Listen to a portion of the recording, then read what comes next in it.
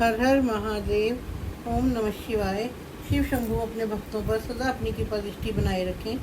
आज हम द्वितीय सती खंड का 28वां अध्याय करेंगे। सती का अपने पिता दक्ष के यज्ञ में जाना।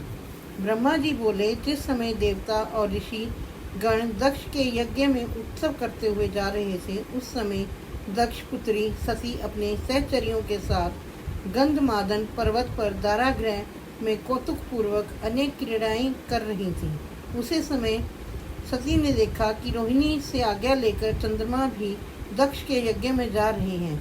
तब सती ने अपनी विजया नामक श्रेष्ठ सखी से पूछा, रोहिणी से आज्ञा लेकर चंद्रमा कहाँ जा रहे हैं? सती के वचन सुनकर विजया शीघ्र ही चंद्रमा के पास गई और उनसे पूछा। चंद्रमा ने दक्ष के यज्ञ महोत्सव में जाने का अपना पूर्ण वृत्तांत कह सुनाया। उसे सुन विजया ने आकर चंद्रमा ने जो कहा था सती से कह दिया। यह सुन सती देवी बड़ी विस्मित हुई और बार बार शिवजी के लिए आमंत्रण न आने का कारण विचार कर हृदय में चिंता करने लगी। विजया को वहीं रोक वह शिवजी के पास आई और निमंत्रण न आने का कारण पूछी। शिवजी ने अपनी प्रिया सती को समीप बैठाकर बहुत मान पूर्वक वचन कहकर उन्हें प्रसन्न किया और उन्हें सज्जनों को मान देने वाले भगवान शंकर अपने गणों के मध्य में शीघ्र ही सती से बोले, हे सुमध्य, तुम किस कारण अपनी आश्चर्य होकर इस समय सभा में आई हो, इसका कारण बतलाओ। जब शिवजी ने इस प्रकार सती से पूछा, तब सती शीघ्र ही हाथ जोड़ प्रणाम करती हुई शिवजी से बोली, मैंने सुना है कि मेरे पिता ने एक महायज्ञ रचा है, जहाँ इस समय बड़ा उत्सव हो रहा है। सभी देवता और ऋषिगण उसमें एकत्र हुए हैं। आपको मेरे पिता के यज्ञ में जाना क्यों नहीं सुहाता है? आप इसका कारण मुझे शीघ्र बताइए। आप मेरी प्रार्थना से सब काम छोड़कर मेरे साथ पिता के यज्ञ में चलिए। संबंधियों का यही धर्म है कि समय पर प्रेम बढ़ाने के लिए उनके समीप जावें। सती के ये वचन शिवजी के हृदय में बाण से लगे। फिर भी वे इस प्रकार प्रिय वचनों में बोले, हे देवी, तुम्हारे पिता दक्ष मुझसे विशेष वैमनस्य रखते हैं, इसी कारण उन्होंने मुझे निमंत्रण नहीं दिया है। और जो बिना बुलाए दूसरों के घर जाती हैं, वे मरण से भी अधिक अपमान पाते हैं, चाहे वह इंद्र ही क्यों ना हो।